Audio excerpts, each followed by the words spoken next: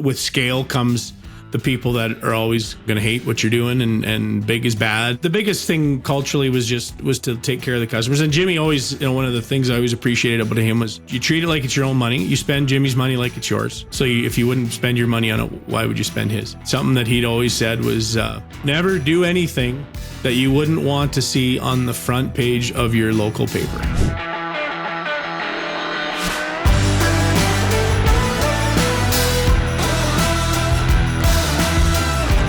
Hey now, it's Dan Aberhart here, and welcome to the Growing the Future podcast, where we talk to folks who like to innovate and collaborate and transform the agricultural industry. Thanks so much for joining us for season 6 and episode 8. Today, I'm going to be talking to an individual who rose up through the ranks of the corporate world of John Deere dealerships to become not only president of Pattison Agriculture Limited, but ultimately VP of the board of the Jim Pattison Group with $16 billion in annual sales and 50,000 employees. And he did it with the core values of fairness, honesty, and respectfulness. But before I introduce today's esteemed guest, I'd like to remind you to check out our family of companies online, starting with Aberhartgroup.com, which is kind of ironic for this particular interview, which we'll get to. Aberhartgroup.com, growing the family of companies together. AberhartFarms.com, where we grow food to feed the world in Langeberg, Saskatchewan. PrairieDome.com, which we're going to be talking about today, the Saskatchewan seed, potato, and U-pick berry farm. ConvergenceGrowth.com, accelerating solutions across food, health, and agriculture. Pristine.ag, helping you know the food you feed your family is made with the best decisions available to farms. AberhartAgSolutions.ca, delivering one-of-a-kind fertility solutions of the future to your farm. And folks, you can get notified about all of our new episodes by signing up for our newsletter at growingthefuturepodcast.ca. My next guest has been a transformative figure in the agricultural industry for over 2 decades, currently serving as the Chief Integration Officer at the Aberhart Group, newly formed Aberhart Group. This individual has played pivotal roles in various leading agricultural organizations, including a recent tenure as Vice President of the Jim Pattison Group, which I'm very interested to learn more about his experience there. So he's been President of Pattison Agriculture Limited. He's worked with JD AgTech and going back to Greenline Equipment. He worked with Terry and I, his father, back in the day at a John Deere dealership in the town that I was born in. So roots go deep here as a family friend and industry associate. We got a lot of really interesting ground to cover. This fella has a huge passion for agriculture and sales and marketing, likes to get his hands dirty now and then. Today, we want to talk about his professional journey, what it was like working with Jimmy Pattison and the group of companies, and what lies ahead for the newly christened Aberhart Group. Welcome to the Growing the Future podcast, Arthur Ward. Thank you very much, Dan. It is an absolute pleasure to be here. Here we are, and there's just so many interesting angles about you being here, largely given to that we're going to be working together in all kinds of capacities professionally at Aberhart Ag Solutions and Growing the Future podcast. But tell our dear listener a little bit about where things all got started for you, Arthur Ward, as a small-town Saskatchewan farm boy. Well, I was born at a very young age, as most Nicely are. done. Yes. I grew up on a small family ranch in southwestern Saskatchewan, 6 miles east of Chaplin, which anyone who has had the pleasure of driving down the number 1 highway in western Saskatchewan has noticed that great big pile of alkali, which is mined right there that's the sodium sulfate plant in Chaplin. But I grew up on the farm there, the ranch there. I've got 3 older sisters and a younger brother. The younger brother's still on the home place. He actually works at the salt plant in Swift Current there, in Chaplin. So if you happen to go by and if you see a track hole out in the lake buried up to the cab, or you see some of the dozers going by, it's probably my brother on one of those. So yeah.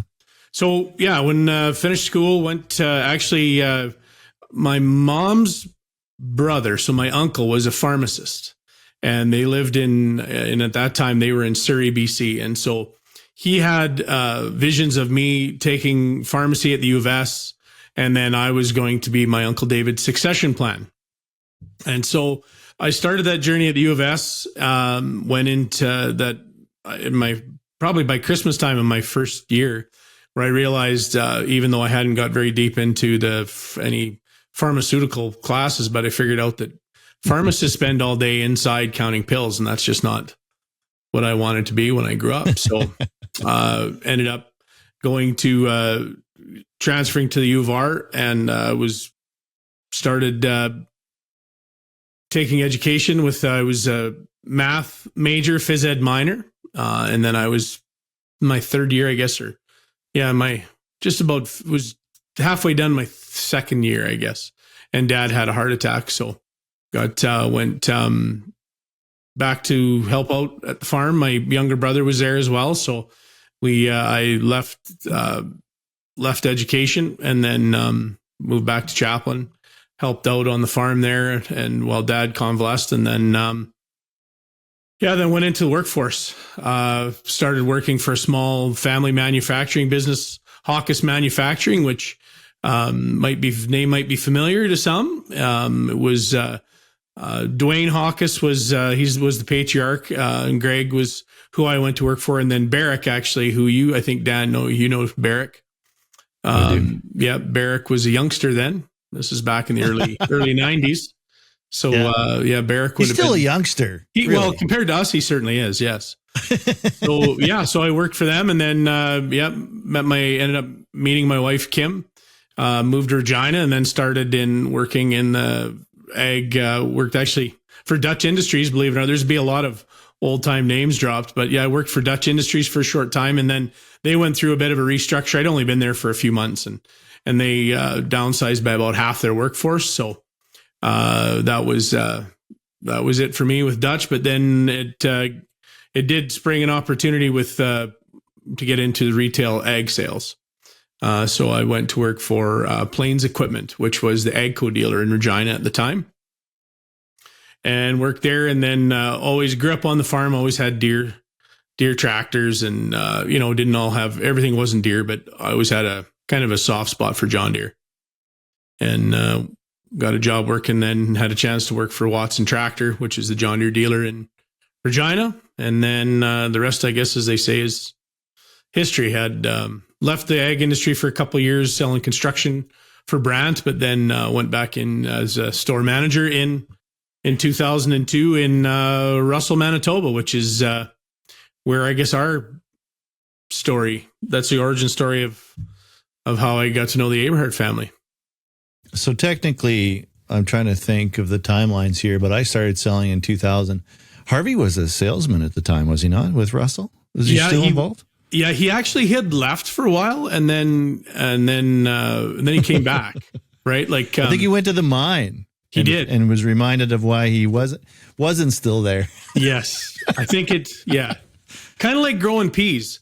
You grow them until you forget what it's like to grow them, and then you grow them again. It's like, oh, that's why I haven't grown them for 5 years. Well, to be fair, the mine may have evolved in a direction too that was even less productive in terms of safety meetings and how much work you got done between the last coffee break and lunch, sort of thing. And right. Harvey was fit to be tight as far as process goes, and he's a fixer and doer, and very immediately so. Right. Yeah, I think your dad might have been the one that said to me that the mine has ruined a lot of good men. But anyway, that's open for discussion, I guess, or opinion. What was it like though, working in the store there at the time? I mean, that's going way back, and yeah, it was a different time, Dan. At that time we were. Hadn't been green line equipment very long at that time.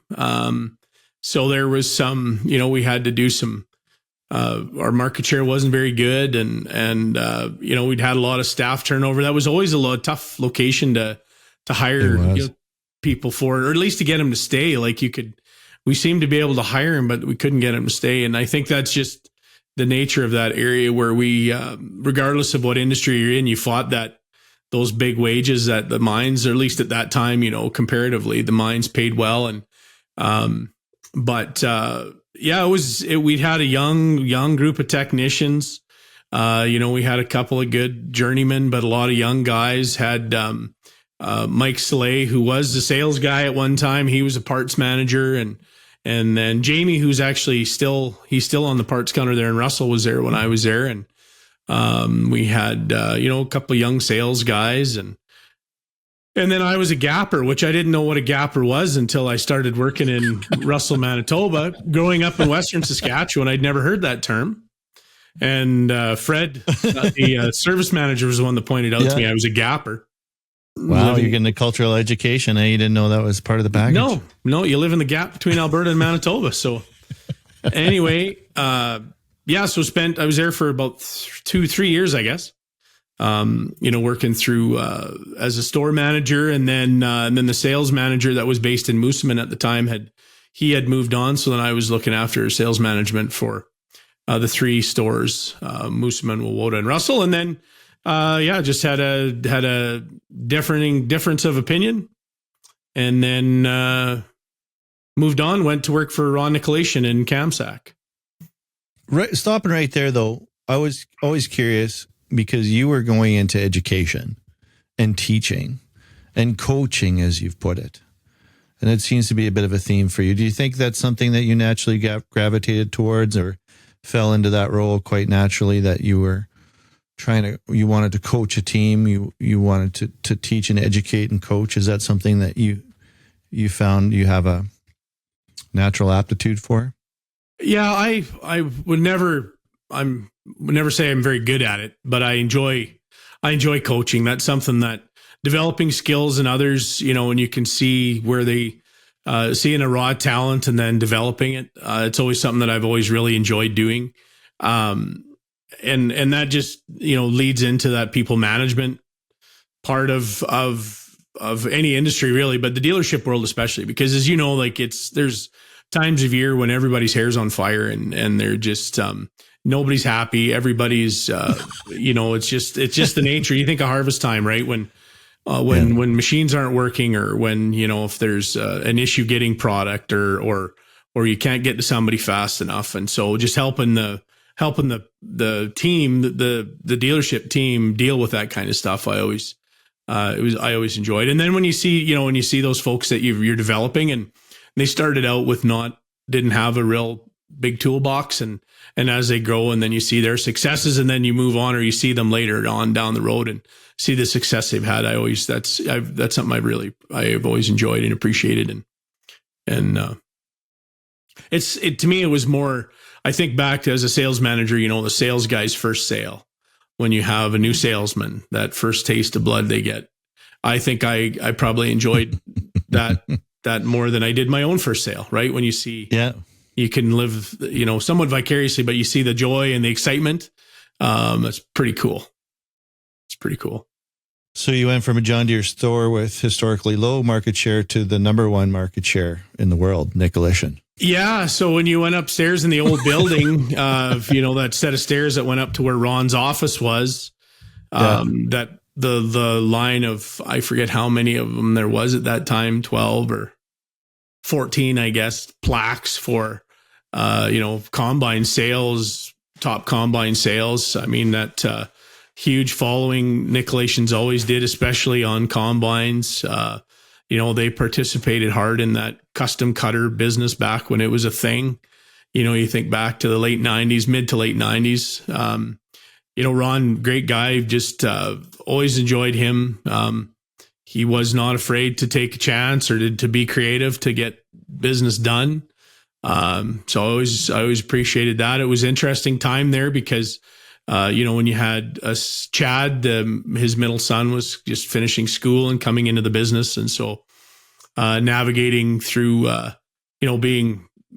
having Ron remind Chad that he doesn't work for his dad, he works for me as a sales manager. So it was an interesting dynamic, right? When you're, and to Ron's credit, he would, if Chad didn't get his way, he couldn't run up to dad and ask for dad to change it because he didn't like my answer. That's the way it is. You guys got to figure it out how to work through it. So I worked for Ron for about a year, and then, we were taught that the commute, driving 100 and almost 200 clicks a day through, not that it isn't beautiful country, but you've had the pleasure, Dan, of driving from Langenburg to Kamsack in January when it's minus 35.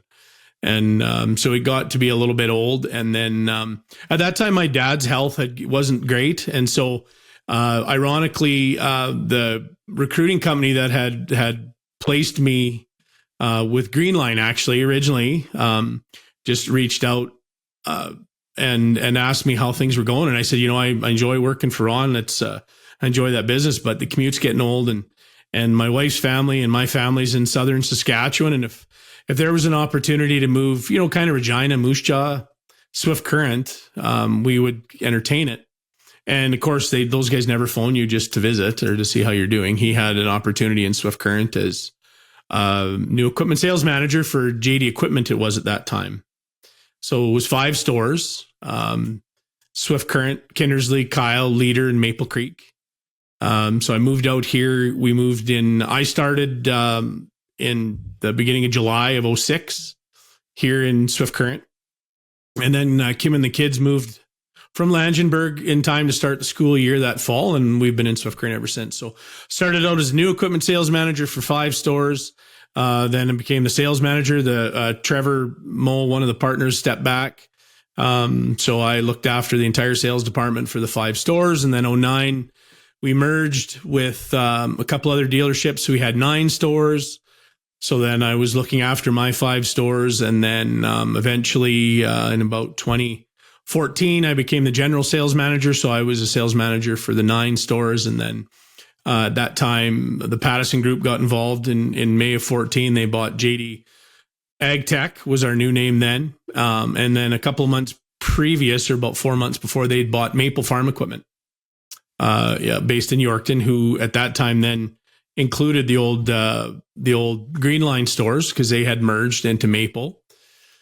So then I was the general sales manager for what we called the West Side, the 9 stores out west, and then I was the VP of sales for all 17 stores. And then we purchased Shaunavon Industries, so then that gave us 6 stores here 10 stores in the west and 7 in the east, and then we bought in 2016. Going into 2017, Nicolation Farm Equipment became part of the group. And at that time, we rebranded as Pattison Agriculture. And I was the VP of sales at that time. And then April of 2017, I became the president of Pattison Agriculture. And I was president of Pattison Agriculture until December of 2019. And then Jimmy had tapped me to become one of his vice presidents to join his corporate team based out of Vancouver. So I was a VP there, one of 9 that, including Jimmy. So there was eight directors and vice presidents that oversaw the Pattison Group, which has close to 30 operating divisions in different industries and lines of business. And so joined him. And then I had, with the background I had in agriculture, just always thought, we have the Pattison Food Group today as it's known, but it was all the banners were known independently back then. We have, 280 or 290 grocery stores.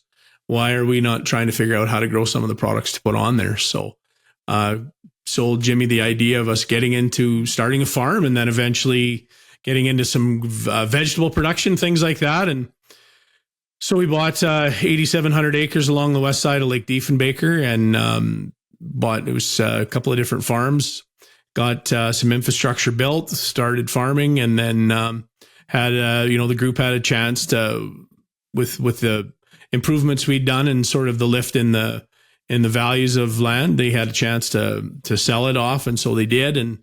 And so then this spring, that's when the farm sale went through, and then I left the Pattison Group at that time, and we didn't want to consider anything or look at going anywhere else, and this is home here in Saskatchewan, and then I guess rewind back to December of 23 is when I happened to bump into your brother Terry at the Crop Intelligence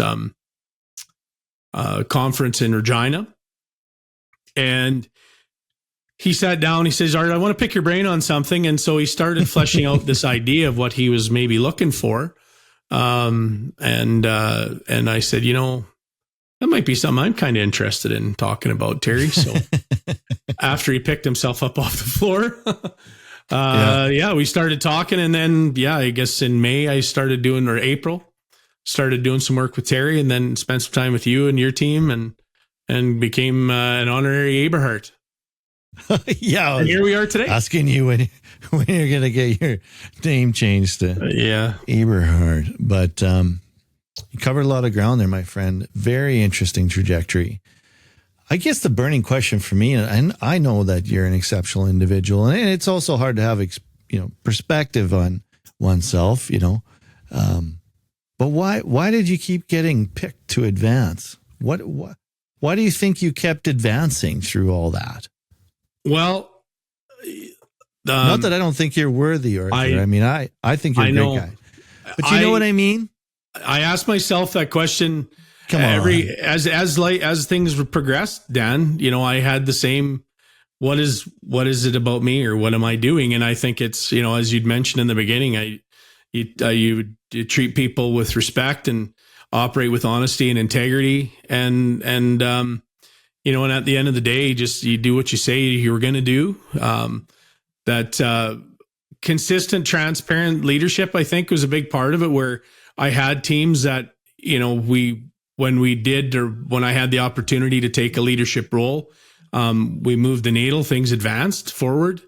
Whether it was in the Deere world, everything comes down to market share, but you just look at staff turnover, different things like that. I think I worked for a company that was aligned with what my core beliefs or my core values are, and then same with the Pattison Group when they bought the dealership. I think it was just through building relationships with the team when they came out to the meetings. Like, we met them every quarter when I was started out in that VP role. You got to see that group and spend more and more time with Jimmy on a regular basis. And he obviously saw something that he liked in the way that I handled myself, or the way that, the way I conducted business. And so I think that's just, it wasn't one thing, Dan. It was probably a bunch of things. But, I always think that the measure of somebody it's not what they do when somebody's watching, it's what they do when nobody's watching. And that resonates with people like Jimmy, or organizations like that do have a fairly keen interest in making the world a better place, not just making money, but trying to, make things better, focus on sustainability and environmental, reducing our environmental impact and things like that. I saw that on their website, and I thought that was really interesting. And I want to unpack your time with Jimmy, but just to stay a little bit with the John Deere experience, and I've sold iron as well, and for 13 years, and it really enjoyed that experience working with producers and iron. But talk to me a little bit about all that experience, all those deals, all of the salesmen, all the farmers, all that iron. What is it about farmers and their love affair with iron, and especially green iron? It's a big deal. It is, and I think, grain farmers love their equipment, or they appreciate their equipment, and livestock producers love their animals. And when you see brand, like the brand, and I don't want to say brand loyalty, because that's not what I'm trying to get at, but when, like livestock producers, they care for the animals. They worry about the pasture. You think of how finite a resource that topsoil is, but when you look at natural grass and grazing and trying to deal through shortages of moisture, things like that, their focus is on herd health and their environmental health. And so the color of their tractor or their baler or that type of thing isn't, for a lot of them, it's not as a big a deal, I guess. Part of that too comes out of they don't spend as much time in them. Most cowboys can't get out of a tractor fast enough to go back to doing something other than working on the land. Where I think on the grain side of things, when you have, it was probably more predominant, Dan, when you had a lot of check writers were the ones that were running the equipment. So you had smaller family farms. When you're the one that is going to spend 16 hours a day in that tractor at seeding time, or that combine at harvest, or in that sprayer, some of the creature comforts and features are a little more important than when you're writing a check and you're having somebody else run it.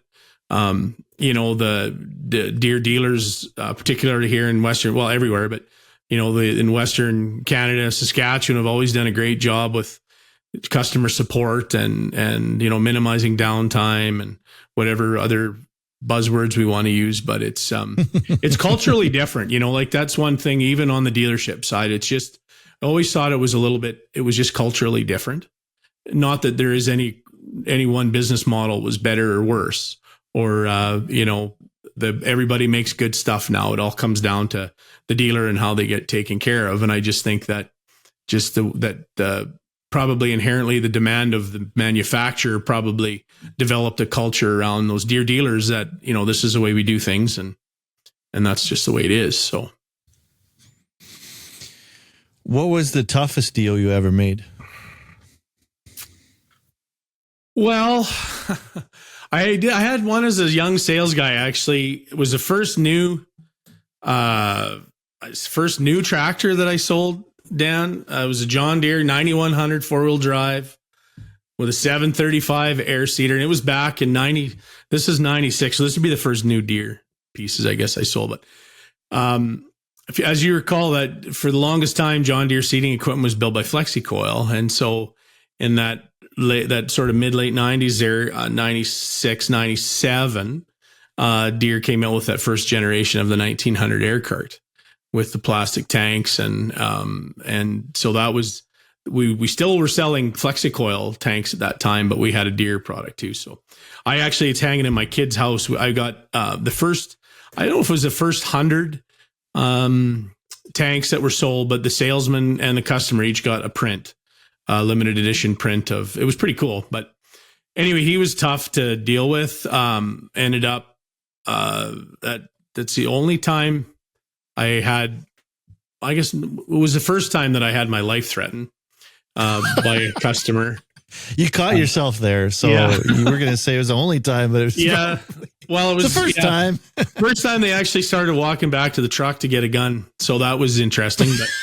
But so we left. We didn't stay, and he's having some trouble making his payments. And so, as you know, as a sales guy, part of your job is to try to go make the dealership whole on those deals. But that was interesting. Like we had some conversion customers over the years that developed into some great friendships, and we went through some product issues, things like that. But that's always when people ask me to tell a story, it's usually the one that I'll tell. Is that one? I love it. Well, you were involved with iron since the early 2000s, with John Deere, much like myself. What do you think when you look at the industry now and what's happening in the industry now in iron?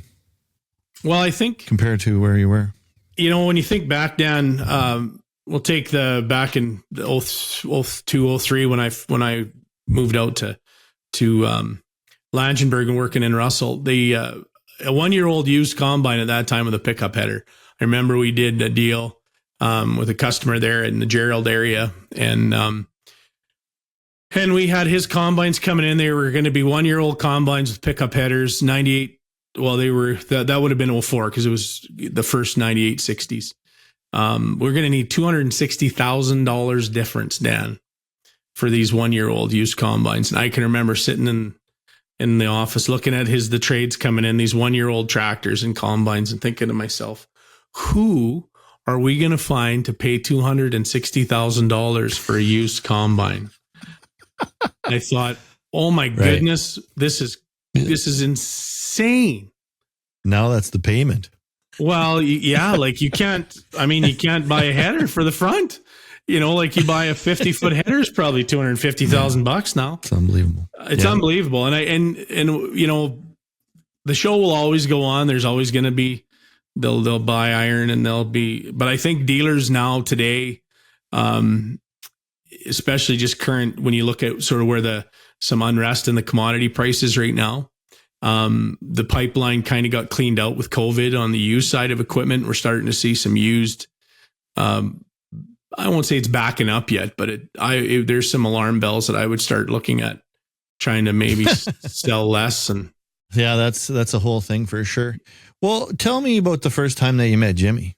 First time I met Jimmy was it was actually before the deal got done. It's kind of a funny story. It was, it might have been probably 6 or 8 months before they purchased JD equipment. This fella and his entourage came into the dealership, and we had just a small dealership. They went up to Dwayne's office with Smitty, Dwayne Smith, we call him Smitty, but he was up in Smitty's office, and then Dwayne buzzed down and he said, "Hey, can you bring up some brochures?" So I brought up some brochures, and they asked a few questions about combines, tractors, and things like that. And so, and then they left. And that was Jimmy and the corporate team that was there. So Dwayne comes down in my office after they left and said, "Come in," and he closed the door. And he said, "Well, I was pretty sure you knew who that was, so I thought I'd better come and talk to you." And I said, "What the heck is going on, Dwayne?"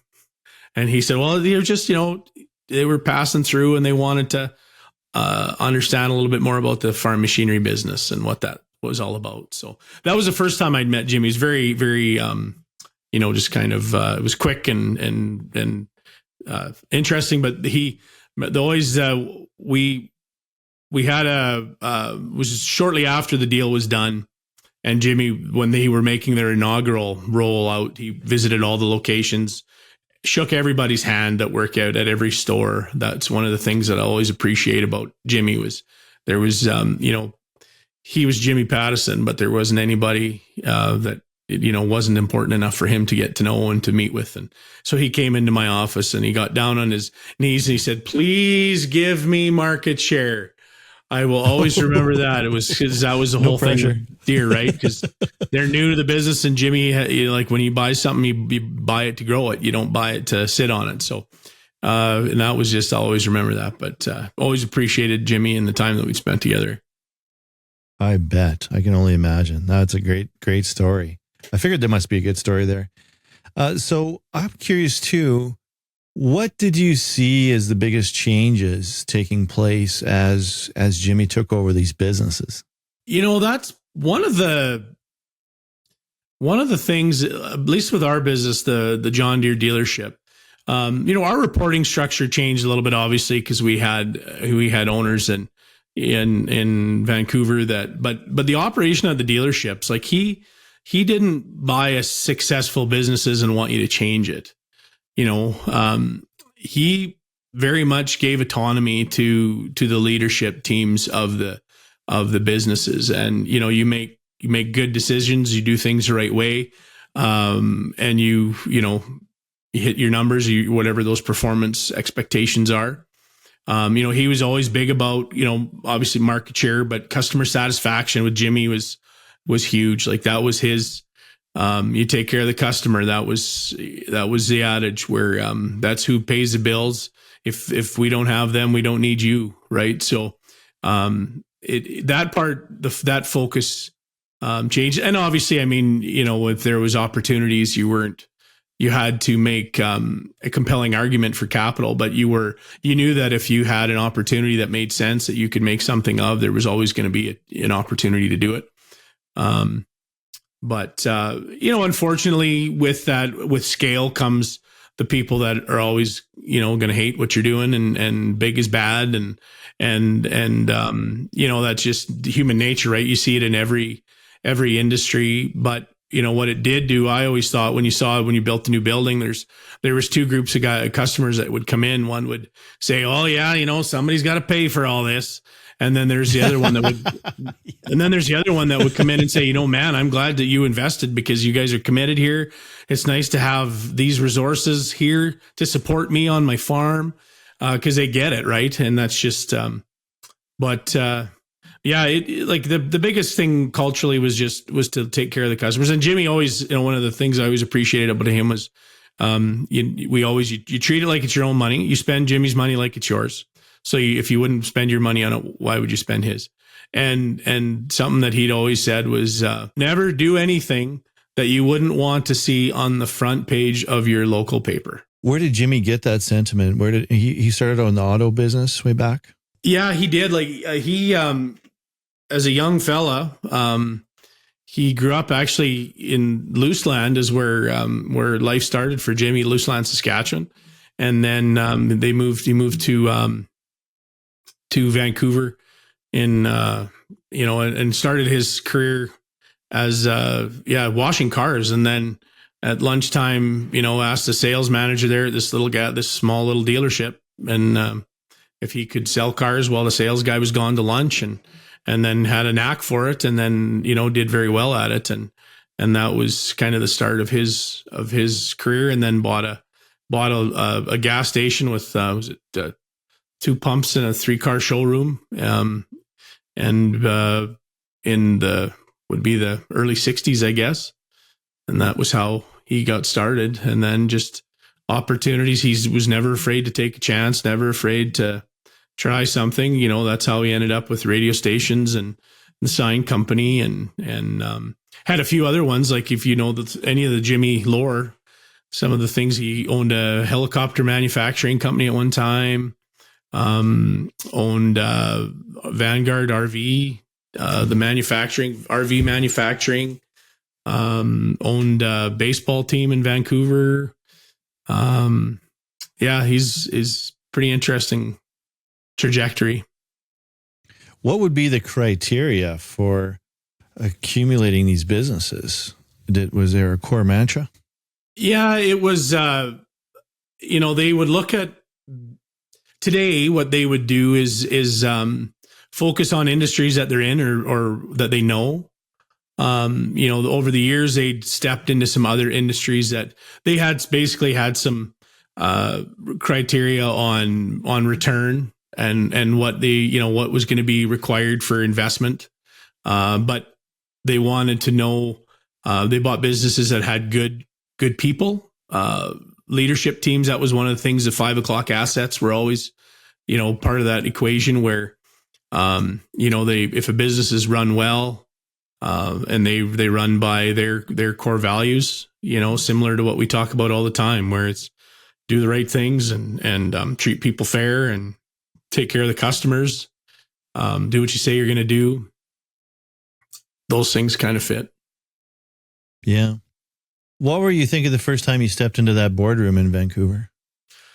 Yeah, the first time was actually on a divisional meeting with the ag when I was a vice president with Pattison Agriculture, and it's it's a welcoming but a terrifying place. Like the group, and it's an amazing group of people that Jimmy has, that work with him. You're in the Shaw building downtown on the, I think, 16th floor. That Boardrooms in the corner. So if you're, you look out the windows from across the desk and you look out onto the harbor, and it's just, it's picturesque, beautiful, but it's pretty intimidating, when you go in there, and especially if you're going in and things weren't awesome in the business. So you knew that it was going to be it was easy. You told me you loved it though. Yeah. You told me you loved it, Arthur. Yeah. It's, you love the boardroom. It was your happy place. Yeah.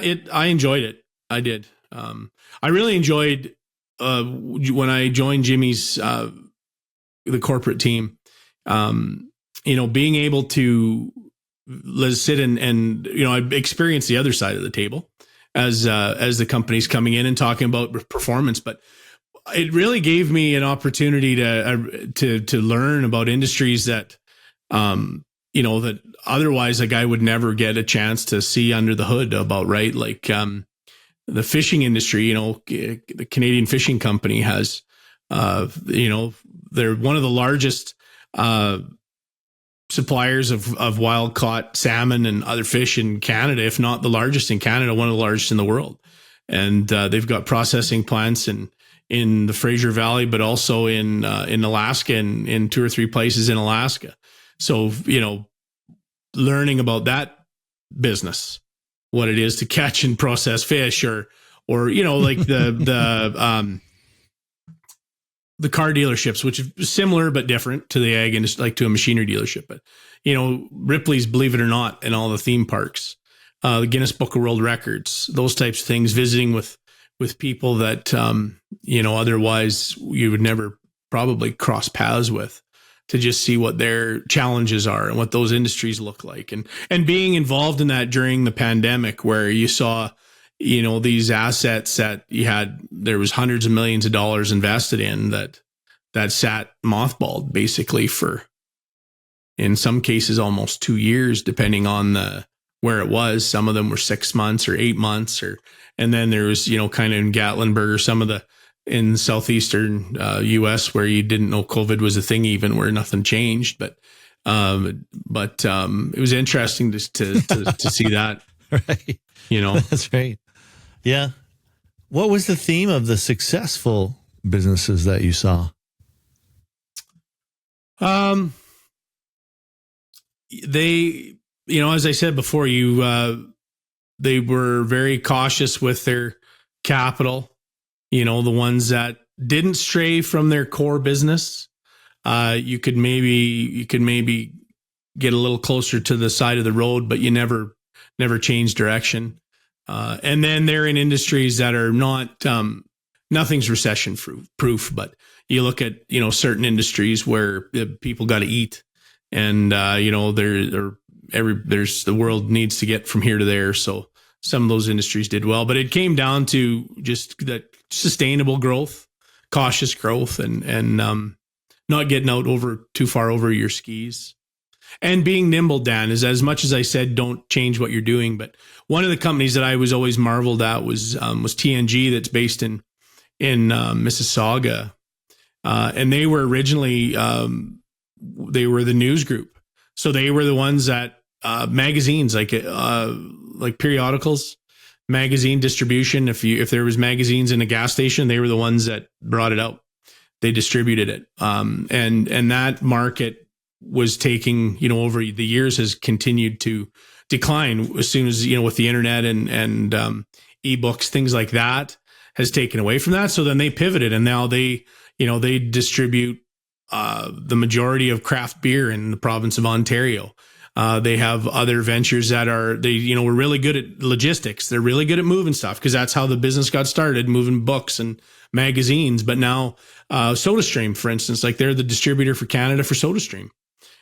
Things like really? That. So yeah, love SodaStream. It was me too. They're awesome. Big SodaStream guy. Yeah, it's but there's a case of where what we're doing was the business was declining, but in that you find that we're really good at moving stuff around and keeping track of stuff, and so what can we do? We don't have as many of these gizmo or widgets to move. How do we find other stuff to move?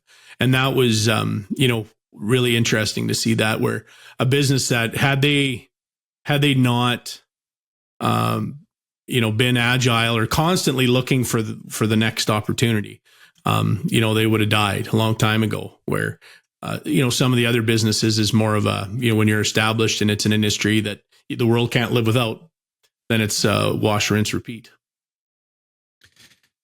What did getting into farming teach you and Jimmy? Well, growing up in agriculture, I didn't, going into it, I thought I knew what I needed to know, but you always learn, and the more you think the less you actually do know. But I think it was something that it's capital intense, obviously very capital intense, and incredible risk. So when you have companies or when you have organizations that do some seeming venture capital in some ways, that you wonder why a lot of those types of companies haven't gotten involved in agriculture over the years, is it's capital intense. They expect a return, a safe, somewhat safe. You can't say completely safe, but a safer return on their money, something that's consistent. And they don't, well, you're a farm kid too, Dan.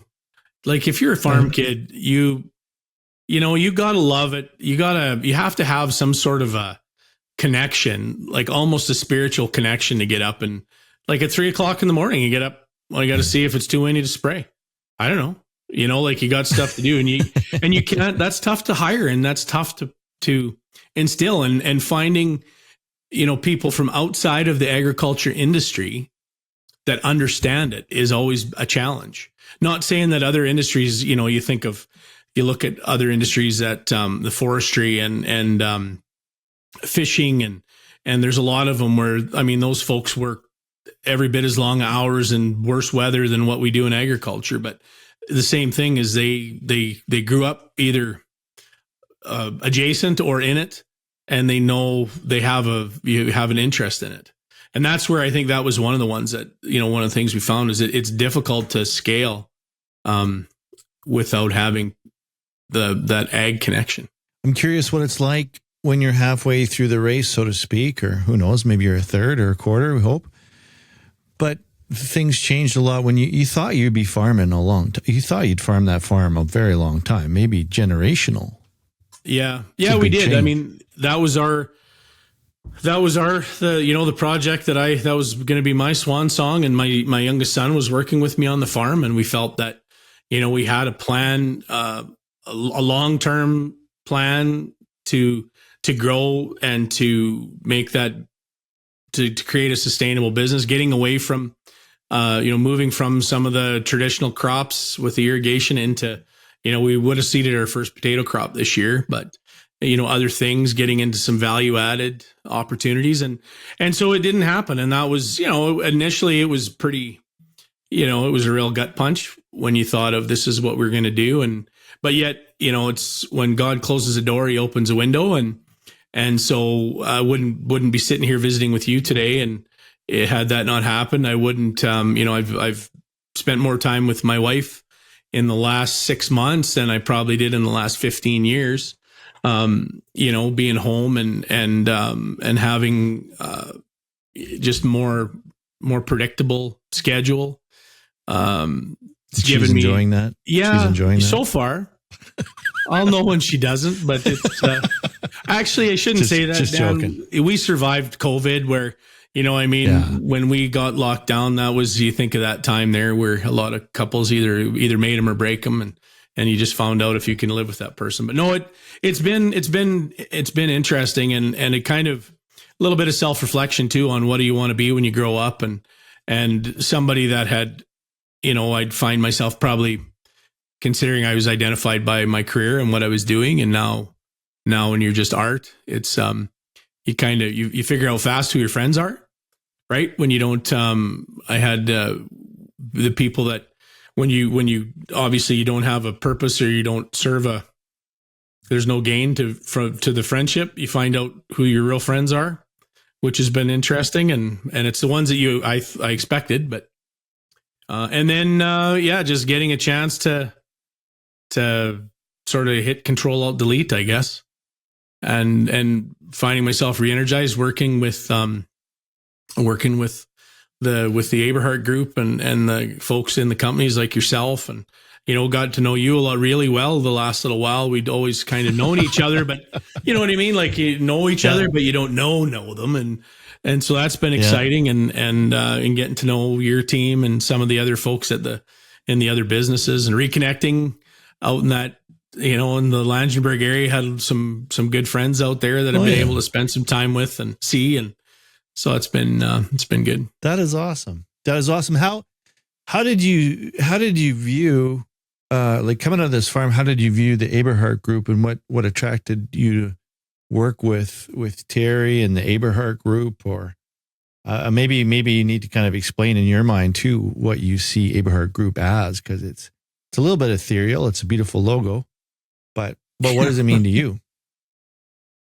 Well, part of the why is the why was because of the who, and it goes back to the fellow that I worked with 20 some years ago in Russell, and that was Harvey and Deb. And when our when things didn't work out for us there in Russell, the first people that came to see us were Harvey and Deb, just to see how we were doing.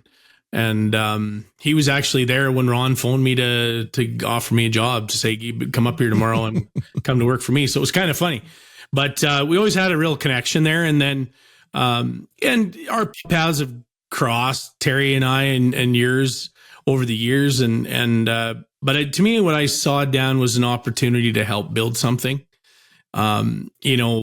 with a great group of people that we have a common goal, which is this sustainable future of agriculture. How are we better stewards of the land? How do we share that agricultural story with the world? And to take some chunks of clay and mold them into something pretty exciting, give back to the communities. That's the other thing I've always appreciated about, you and Terry and your family. How you really are, you give back to the communities you're in, the involvement with things like STARS and different initiatives like that I have a real belief in. And so that's what I wanted to be part of something. And as much as I love the boardroom over the years, it also gets to be, it wasn't as much fun anymore. And this is a lot more fun. It's, you might say that I'm still in a boardroom, but it's a lot smaller. Right. And it's, it was just a chance to build something with some really good people.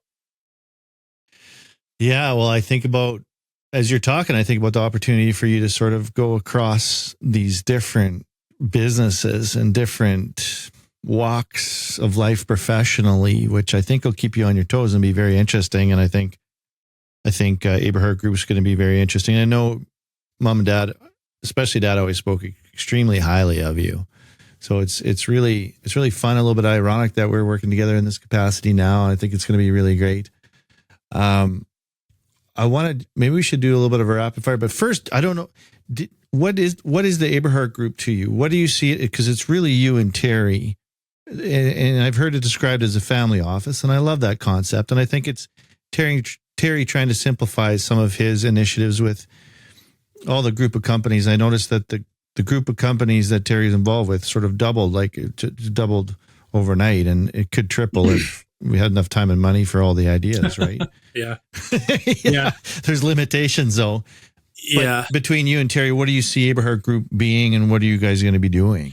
Well, I think, you'd mentioned it there is to, myself coming on is to try to maybe to free Terry up to do some of the things that he's good at, or, that doesn't, I see it down as an opportunity to, we have a central office. It's a similar concept in some ways to what the Pattison Group is on a much smaller scale. So we have a central services office that we can provide support to the businesses where, if there's things that a single business may not have the scale to do, you will use like employee benefits for one, just as a, something that if you have 4 employees, it's tough. But if you have 40, there's opportunity to get involved in things like that.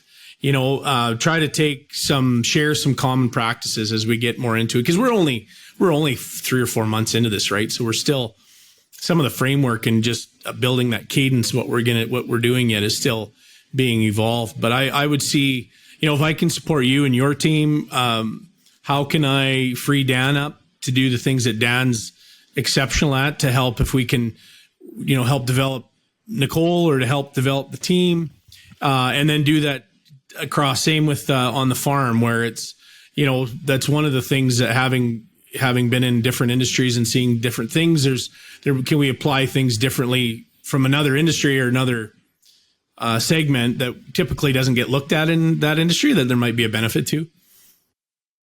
Yeah. Well, I think it's really interesting that you've taken the title of Chief Integration Officer, and you could say, well, it's one of those really cool, like awesome office titles that, you give out your card. Yeah. And, oh, Chief Integration Officer, this guy's for real. But there's a deeper meaning behind it. Talk to me a little bit about the operating system for the companies that you guys are using. Yeah. So we, the EOS is that entrepreneurial operating system is what we run on. And that's something that I had zero exposure or understanding of before I went to the conference in April. And I could see basically what it is, Dan, is it's a structure to when you, as an entrepreneur, the visionary like you are. So you have the visionary would be your, in the outside of that world, that would be usually a CEO. And then you have a chief operating officer, which would be that integrator. So one of them thinks up the things that they want to do, and then the other one figures out if you can do them, and then tries to get them done, essentially. But what it does is it gives a real cadence to the way that making sure that the time you spend together is meaningful. It holds everybody accountable, and it makes sure that that things don't fall through the cracks. And I mean, all this is in a perfect world, because we're not in a perfect world. We don't live in a vacuum, but it's really an interesting concept. And the more time that I've spent in it here now, the more I appreciate it. And I see the merit. Like it's interesting. Kind of getting over how do you put the right, some of the terminology, putting the right people in the right seat. So you have understanding who you need in your accountability chart, which would be your flow chart, or your, outside of that, your org chart. Who are the right people? What are they responsible for? And then making sure that you support them and that they're held accountable for it. And then just giving, some of the cadences on meetings and meaningful meetings. Like that's one thing coming out of corporate world is meaningful meetings, and just to meet because they have to meet about meeting. But having an actual structure that you can follow. Yeah. Right. I mean, that's one of the things that, I got to have a meeting. Well, no, how about we go get some stuff done? Yeah.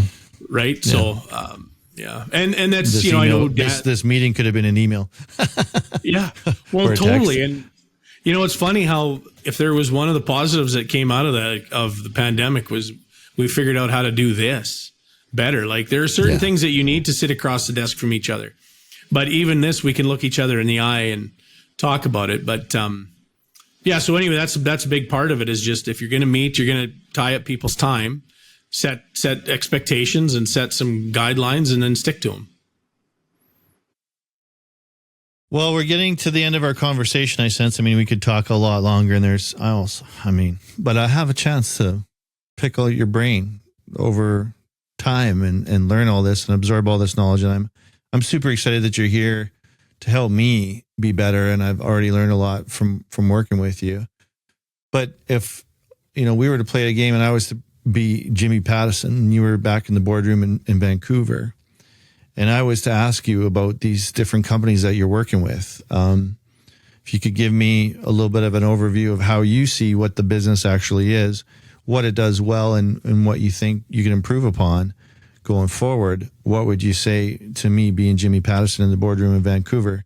We'll do a rapid fire. We'll go down the list, starting with Aberhart Farms. Aberhart Farms is, I think, just tightening up the way that they do business. They're very good at what they do.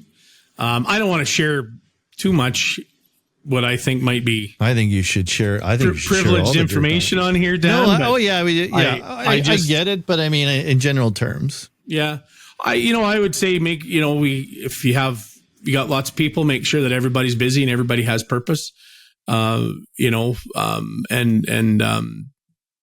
Just focus. What do you think the big opportunities for Aberhart Farms are? As far as where it could go, or what you see there. Well, I think, there's always the expanding the land base, which I think is something that's important. There's going to be some opportunities, I think, coming. There is, I could see some value add things on the farm there being able to do. I know that drying system and some things that were added, that's pretty cool stuff. You could, whether you get into cleaning and a few other things, everything, there's lots of capital. Right. But, everything costs money, but and then potentially, can we use some of that land there, land swap, or can we do some other things with it? Like whether it's potatoes or things like that. So I was hoping you're going to say, test out a bunch of stuff for Aberhart Ag. Well, that was part of it, was some field trial stuff, like on scale. And that is one of the things, leveraging the relationship between Aberhart Ag Solutions and the farm. And then, the firm with M&P, like there's resources, how do you really ground truth some new technology that's coming. I think that's pretty exciting, but it can also be a distraction if you don't do it properly. Absolutely.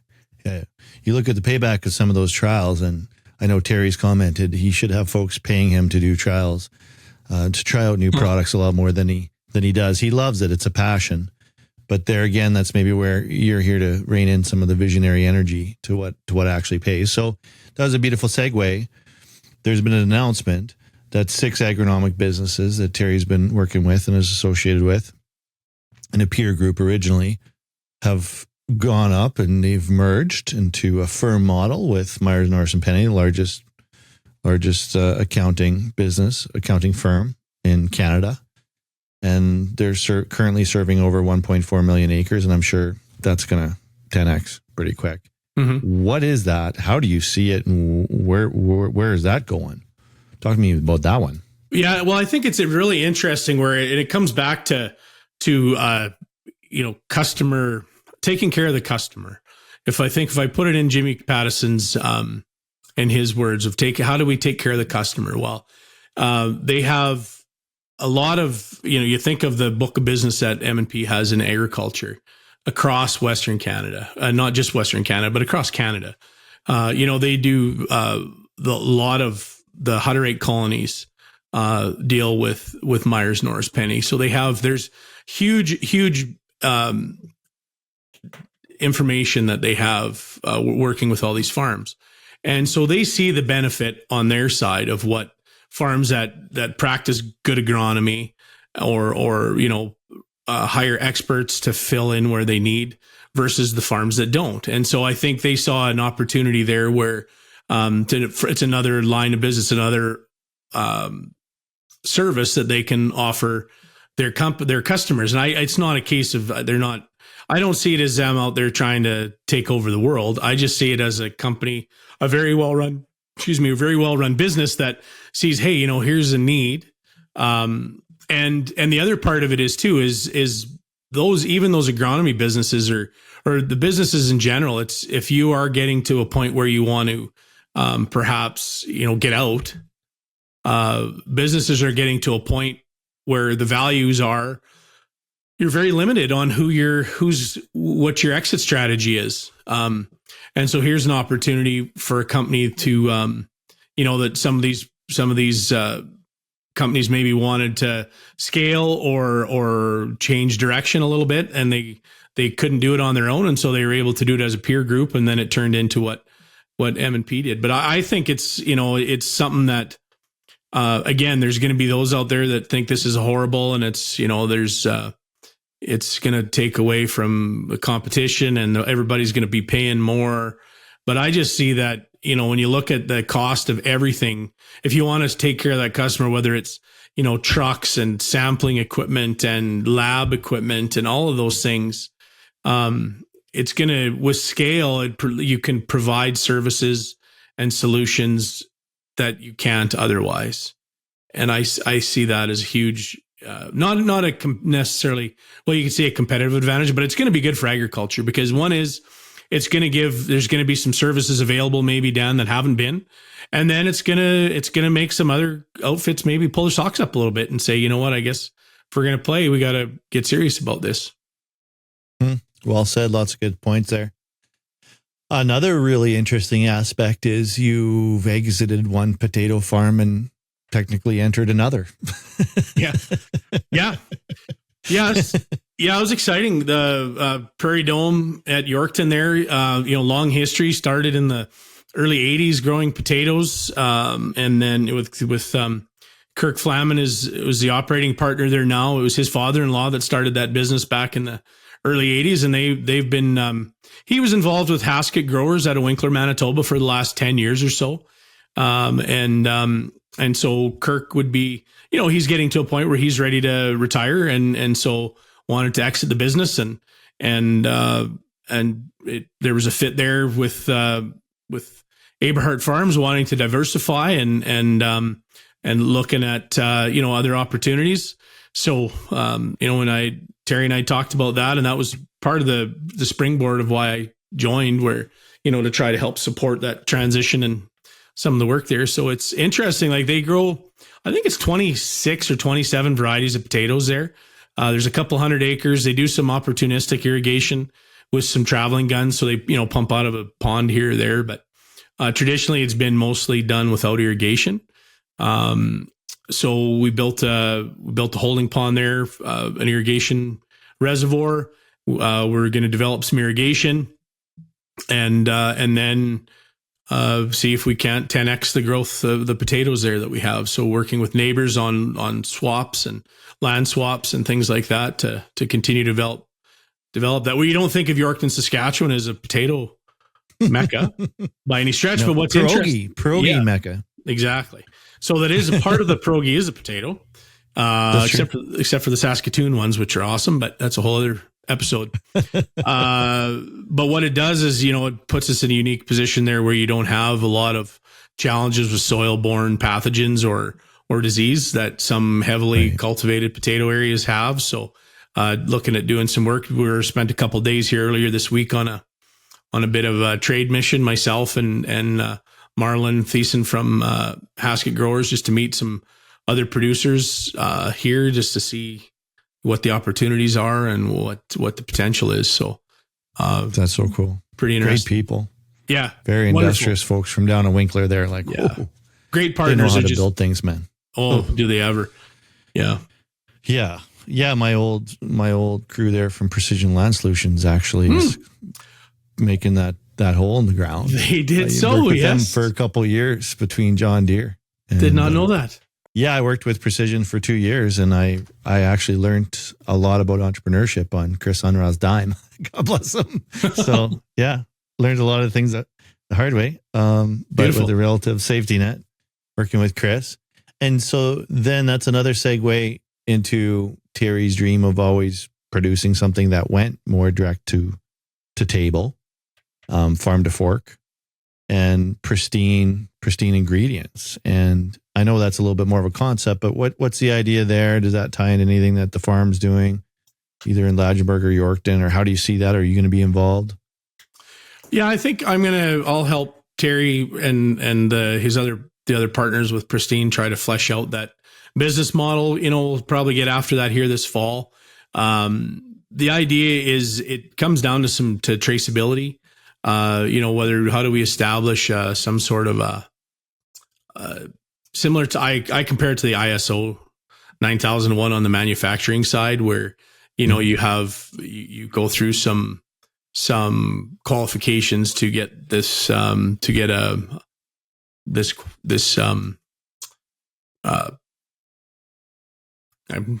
think of the word here, but, where this accreditation, I guess. So you would have this labeling on your products and then have that traceability, so that it's, when you go into the grocery store, the way I've always pictured it down is you go in the grocery store and there's a QR code on the loaf of bread, and then you scan the QR code and you know where it came from and what was done with the crops and where it was processed and that kind of stuff. Right. And so it's a form of that. It's product tracing and delivering that product so that the consumer can look at it and say, hey, this is whatever metrics are put in place for the way it was grown, the ethics used, the sourcing of products, all of that would have some play into it, and then that they would look at that label and say, hey, that's it's good stuff to eat, for lack of thinking of it as a consumer, right? But good stuff to eat. It's good stuff to eat. Well, it's a bit of a moonshot, but it's one of the ones that has the most potential in a way. I mean, you start dealing with some of these big food companies and what consumers want. You put all that together. We're talking about some big players. For sure. About the human race. If she hits, that could be a big one. Yeah, and people got to eat, right? And it comes down to early adoption is. Well, it's on the producer side to understand, okay, well, what information do I have to provide? Is it going to cost me a whole bunch more work? How do I monetize it?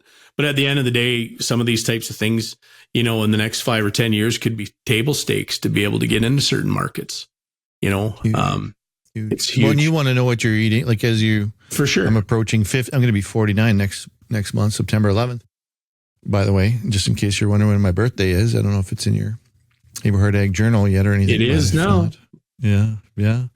But anyways, 75, 49 years old, you start to wonder, you start to think about things that go into your mouth, because you're fighting a different kind of battle in the last half, trying to put everything together that you were riding hard in the first half. But And are you going to be doing anything with Convergence Growth? Is there, have you touched on that one? And yeah, it's kind of, I don't know, Dan. That's one that I think it seems to be running like a Swiss watch right now between, right? Like there's some huge trajectory there that you guys have. That's an incredible conference and sharing of ideas. It's awesome for sure. So that's one that I would not want to get into and screw up.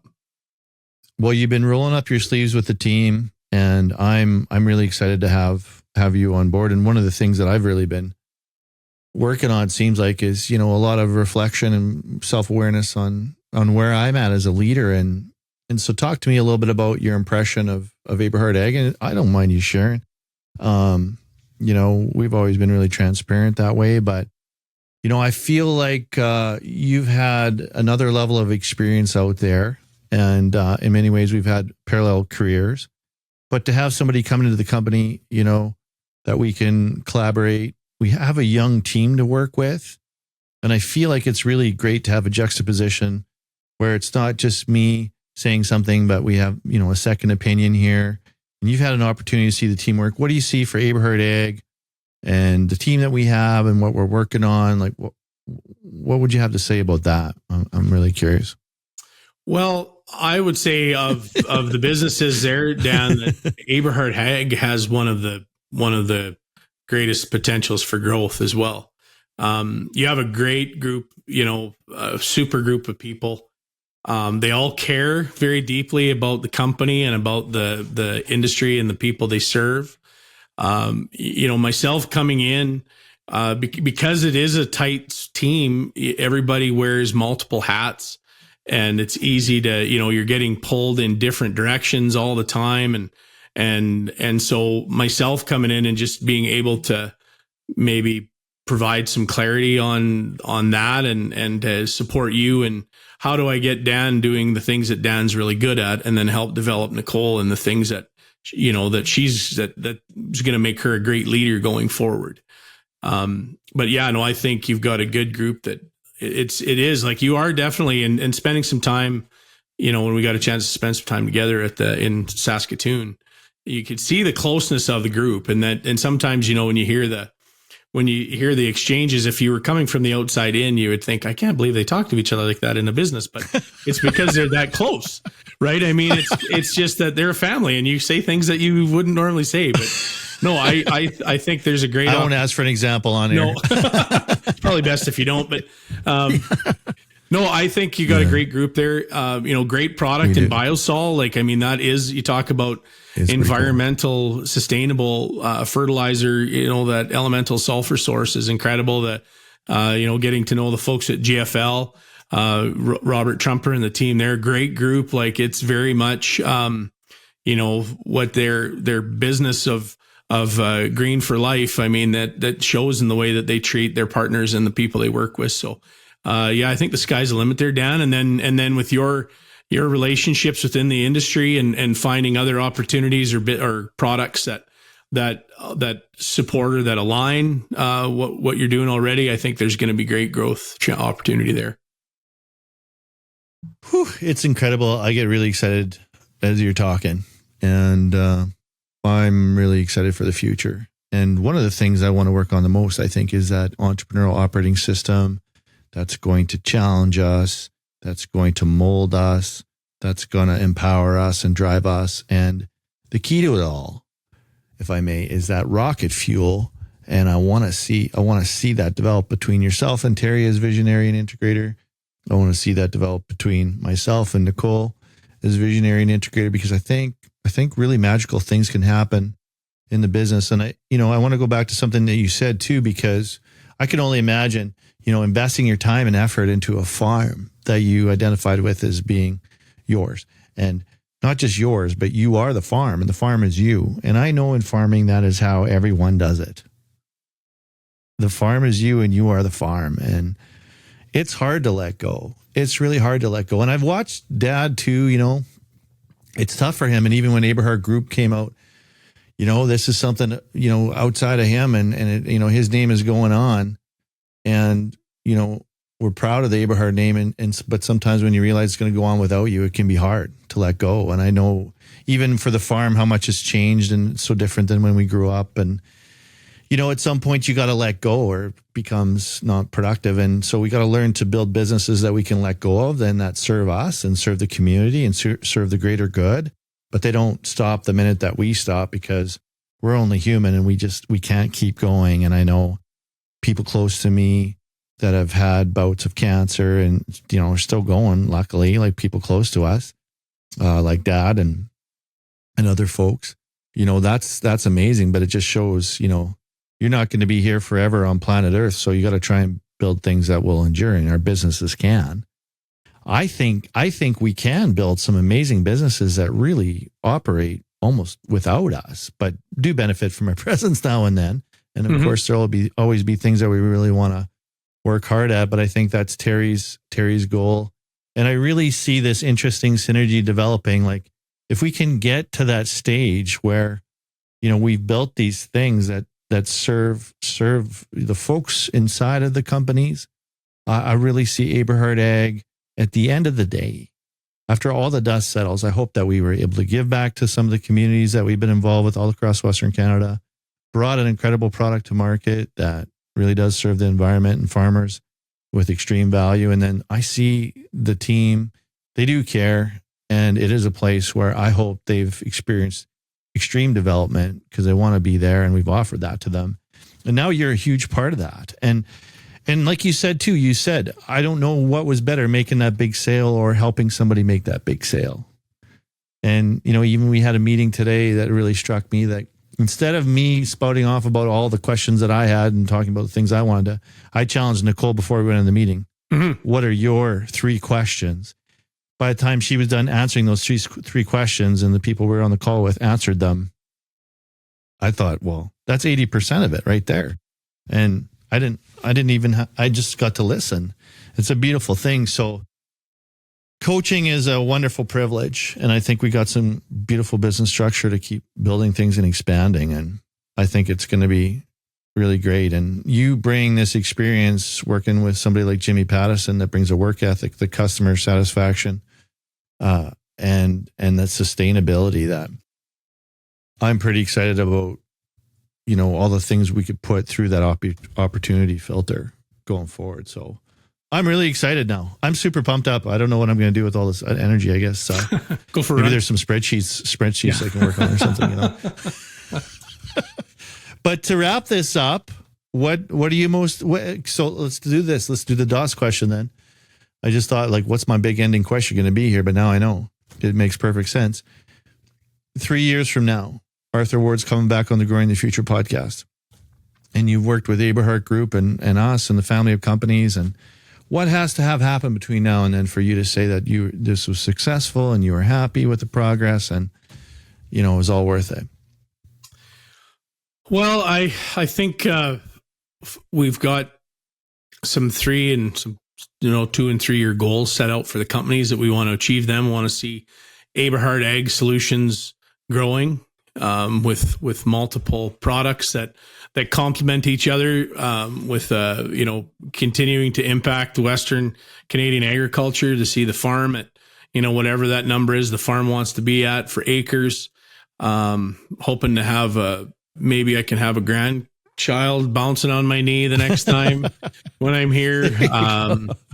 It's just enjoying this time down. Like we've got some, with Prairie Dome, what does that look like? Well, we've got whatever that number is. We've 10x'd the size of the operation. We're a premier grower of seed potatoes in Saskatchewan.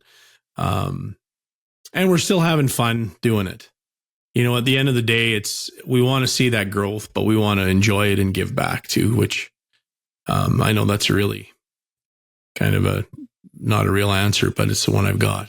No, that's great. No, it's heartfelt, I'm sure. And I wanted to take this opportunity too to give a shout out and make this, an ode to my little brother too, who's a fantastic human being who really, I know he's pushed me, his older brother, and I know he's pushed his father too, in different ways that maybe we didn't want to stretch. Yep. But he's created this opportunity that's brought us all in, that's elevated us all, and he continues to move the ball with his mindset and his approach to everything. It's not always easy taking free advice from your younger brother, but it's been fruitful and really enjoyed it. And, it's created a bigger ecosystem for all of us to thrive in. So I'm really excited about everything going forward. I want to thank you for your help with everything, Arthur, and we're going to have a fun time building this going forward. We're going to have a blast, Dan. It's an absolute pleasure to spend time with you. Yeah, you too, my man. So what are you cooking for supper tonight? What's going on? What's going on tonight? We've got some chicken breasts that are marinating, and we're going to throw them on the barbecue, and a couple baked potatoes we're going to have rice tonight, I guess. With we got some asparagus to go with that. So, and you? What about you? Wayne Gretzky whiskey. Yeah, well, maybe by the barbie. You got to have a little something while you're barbecuing just to reflect. Well, this is going to be a huge behind the scenes for all of my legions of fans. I guess we don't often talk about myself, but technically I actually have a date. Nice. And I'm going to be taking her to Funtime Pottery, and we're going to paint together, which is kind of like paint ceramics and they put it in the oven, and you can do little animals, or you can do like pottery or whatever. She doesn't know this yet, but the podcast will come out much later after the event. And then right across in the parking lot from Funtime Pottery, technically, is chili chutney. So I have no idea if she's like a curry kind of girl, East Indian, flavor kind of girl. But I guess this is the thing that you explore in the process, right? You find out how that, spiciness goes down. Awesome. We'll find out. Well, and if it doesn't work out, you just cut out the last 5 minutes of the podcast. Yeah, that's right. I can always edit this out if we break up or things don't work out by then, or she would laugh listening to this. If she gets that far in the episode. But anyways. Thanks, Dan. We'll leave it at that. Dun, dun, dun. Roll the credits. We're good. No, it's awesome, man. We're going to have a lot of fun. And thanks for coming on the show. I thought this was a great moment in time to capture the beginning of this journey of the next 3 decades. I was thinking at the beginning of the episode, I said it was 2 decades. She must have been more like 3 decades, actually. Yeah, it's but coming up on 30 years here. Yep. Yeah. Me too, man. Man. Whew. Okay, well, keep it real in the agricultural hood, then, my friend. Yeah, keep your stick on the ice. You bet. Thanks, buddy. Cheers.